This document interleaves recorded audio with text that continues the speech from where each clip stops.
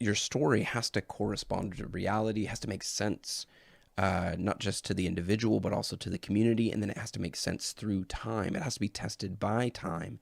And I think that's one of the things that we brought up in this mystical, magical world that we live in, where it's not like radio and it's not like stories, but it's like a weird combination of both. And that was one thing, I tend to try to pick up the pieces where I left off. And that was one thing from the Joe Rogan Jelly Roll podcast. And I'll get to a clip here in a second. Actually, I'm gonna work through. I have like an outline, and I'm gonna work through it. I'm gonna try to stick to it, and I'm already off, but whatever.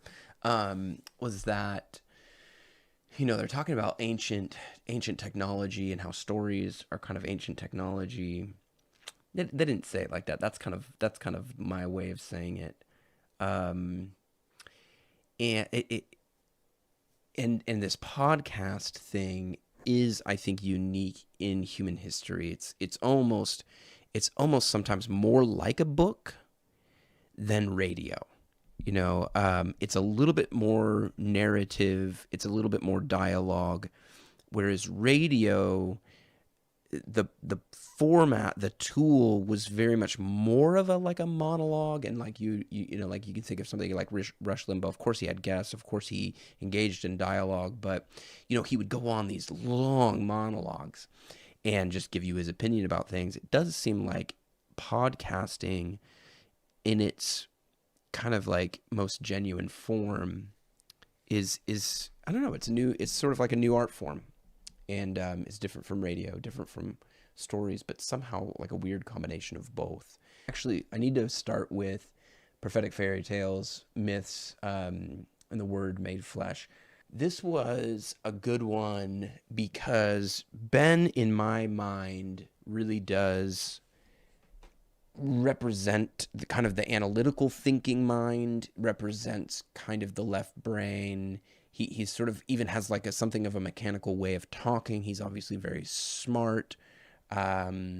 He's good in a debate, but he's also kind of like robotic. He's not super personal. He's even sort of famous by saying like my facts don't care about your feelings type of thing. And which I understand why he says that. I mean, he's coming from this sort of post-enlightenment industrial sort of facts and logic are good, but they're only one part of the equation. And that is why I love story, because story, there's a logos and a mythos. There's a logic to the story. Stories intrigue us because they make sense of the world. You can think of Lewis Carroll. He experimented with sort of nonsense poems. The Jabberwocky is one of them, right? But he couldn't quite break into true nonsense. "'Twas brillig and the slithy toaths did gyre and gimble in the wabe," right? He has to insert these like little, he has to insert real words to make the poem somewhat make sense to us, right? And so you can't really do true nonsense when it comes to story or poetry. It has to make sense. And that's the best stories. The ones that endure are the ones that make the most sense throughout time to the most amount of people. And I talked about it. And it's just interesting that here you have Jonathan Pageau and Ben Shapiro speaking about it. And then you have Joe Rogan and Jelly Roll sitting down and talking about essentially the power of story. And one of the things that I brought up, and I think it was in the Joe Rogan podcast, is just that stories have truth holding capacity, right? They hold truth. And throughout this podcast, they sort of touched on the relationship between stories and people as individuals, which I think there is a profound relationship between stories and people as individuals. I'm cutting very much to the end of my live stream today, but I'm taking this class from Martin Shaw, Christian Wonder Tales. I'll talk more about it at the end here. But if you're going, let me know. Give me a thumbs up in the chat, or yeah, let's do it. Because it would be fun to take it with other people that I've met through this mystical magical world called the internet. And Martin Shaw, as a storyteller, will draw out the fact that stories have a profound effect on the individual. There's a profound relationship that each person has with stories. I mean, we sort of, yeah, anyway, we tell stories. Our life is a story. And what Ben and Jonathan were touching on in this, it was kind of a short episode that they did. It was about an hour long, and I think it was probably more of a primer for the gospel panel that they did. Foundations of the West, I think, is what they're calling it, which, if that's what they're calling a panel discussion on the gospels, I think that they've missed what the gospels are. They certainly are part of the foundation of the West. But there's the reason that they're the foundation of the West is because they're actually far more profound than just that. But even there, calling the Gospels something like the foundation of the West touches on the fact that stories are not just profound for the individual, they are profound for the city. They're profound for the city of man. So here's what and I'll get to this other clip from Special Operations. This is actually a clip that I've used before. What we're seeing is that where the soul of the individual is sick, the soul of the city is sick. And civilization, let's say, you could say the West, but you could just go throughout history and you could look at different civilizations, and as they crumble, one of the things that they lose is a sense of their shared story, a sense of a narrative that they all understand, and a narrative that can then focus their attention on that which is most meaningful for the city. So, and that's nourishing. It's nourishing to know not only that I can be held within a story, and the story can nourish me as an individual, but that I'm part of a community that has a shared story, and then that shared story forms a shared identity and a belonging and a true sense of belonging. And so without story, as we become dislocated from our story, we as the soul lacks nourishment. The stories feed our soul. And as that happens to the city, the soul of the city becomes sick. Now, you can pull from Socrates and the Republic here, but that's kind of where I'm going with this clip. CJ from the Dangerous History podcast was interviewed, and again, I used this a long time ago, but I just thought he draws that point out really well here in this clip. Because one of the things I said towards the end of my talk today is that I think that in a lot of ways, sort of like the final straw that causes an empire to collapse is when the narrative breaks. That one of the things empires are built on are narratives, that you have to have people believing that your state is good, just, inevitable, on the right side of history, and even if things aren't perfect now, is working towards a better future. And those narratives of empires, they never quite match up with reality, but there's like degrees of divergence, So if, like, let's say your triumphalist narrative of your exceptional empire's God-given mission in the world or whatever, let's say the narrative seems to most people to be like, maybe 10% off from the reality. That can probably still hold together, and people will still obey and pay their taxes and be patriotic. But when it's like blatantly obvious that like your narrative of your empire is like 99% totally the opposite of the reality, that's where even the normies who don't really think about this stuff start to go, wait a minute, the TV guy tells me we're in this wonderful, prosperous utopia, and like there's no food on the shelf, and there's toxic chemicals. So when do you think the spark? So, yeah, you can endure so much sort of cognitive dissonance, right? You can endure only so much. And so again, your story has to correspond to reality, has to make sense, not just to the individual, but also to the community, and then it has to make sense through time. It has to be tested by time. And I think that's one of the things that we brought up in the Joe Rogan. I guess I wouldn't even call this a podcast. It's less than 15 minutes, so it's a bit of a it's just a bit of a idea share, I guess, if you will. It's like I was listening to part of this podcast. I thought, okay, I've listened to Joe for a couple of years now, and I'm like, okay, he's on to something here. I do hear echoes of his interview with Diana Walsh Pasulka, where and I even pointed this out in this episode. And if you haven't watched these, check it out. Give me the old spell it. Yeah. Yeah, exactly. When the stories don't line up, then the spell is broken. And I think we're seeing that a lot. And I speak as a North American person, sort of Western North American person. I think we're seeing that a lot, at least, yeah, for me. And I think a lot of people would maybe agree with that. The spell has been broken, but it's interesting because Joe, you can see some evolution of thought with Joe when it comes to things like the Bible and ancient stories. And I actually do think that Graham Hancock is a person that is helping. I noticed that Graham was on the podcast for today. I'll give this one a look and report back if there's anything. Does it look like it's going from red to pink? That's really weird. That's the first time I've noticed that for the play bar on YouTube, and I wonder if I'm like skidzing out here. Is that happening, or is that just like an optical illusion for me? Help me out, fam. Let me know. Is that what's happening? Do you see that? It's going pink over here. It's pink, and here it's red. Anyway, Graham is sort of helping Joe understand that I think there's more to our history than most of us realize.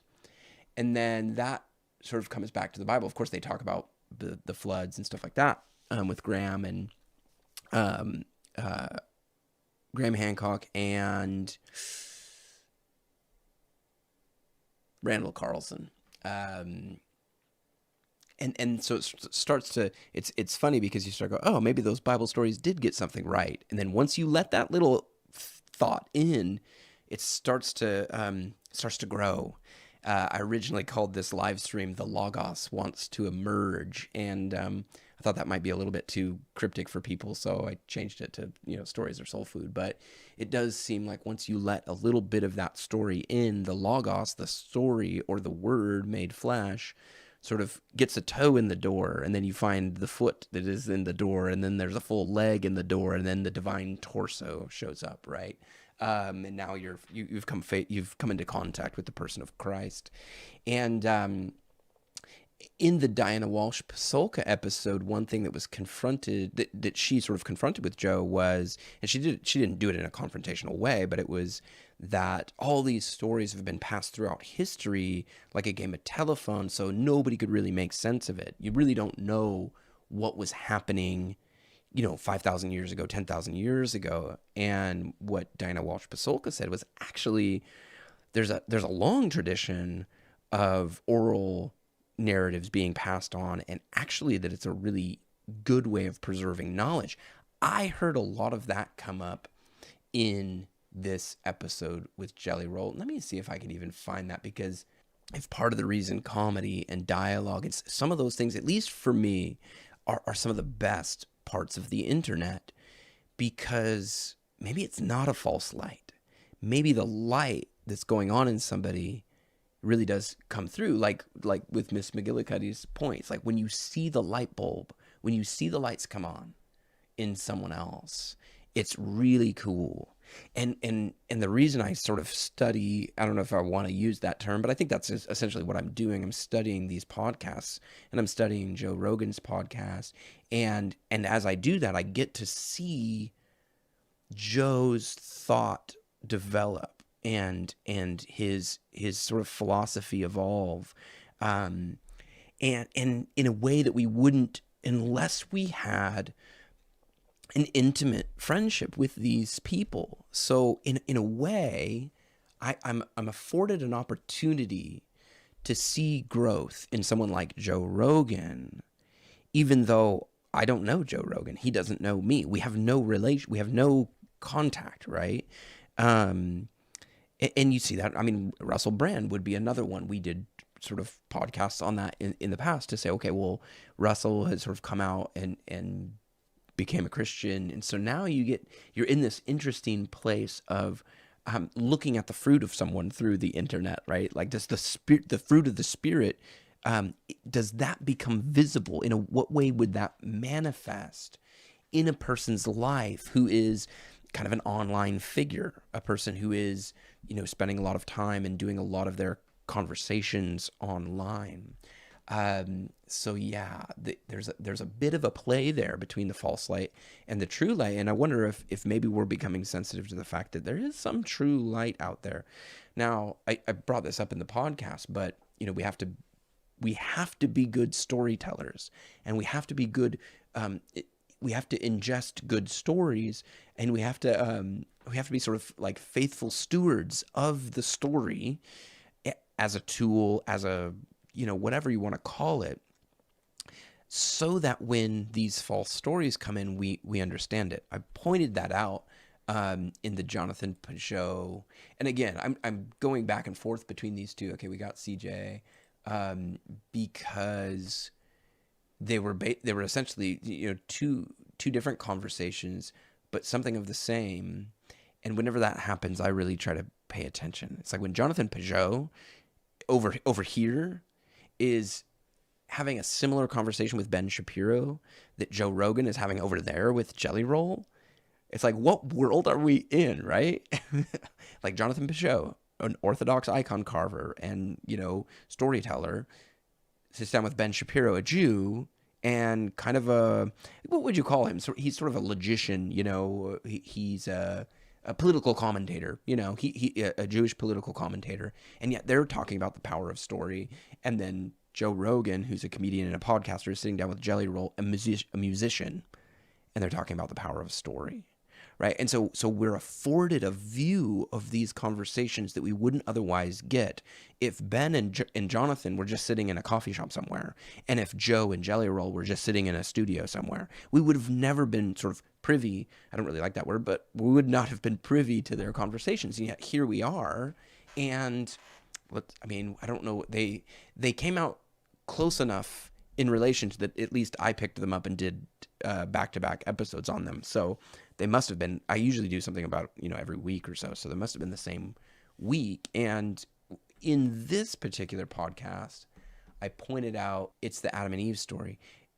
Adam does not appear to have been a good steward of the narrative of the story that God gave him, and because of that, Eve was vulnerable to the deception of the serpent, because Adam was not a good steward of the story.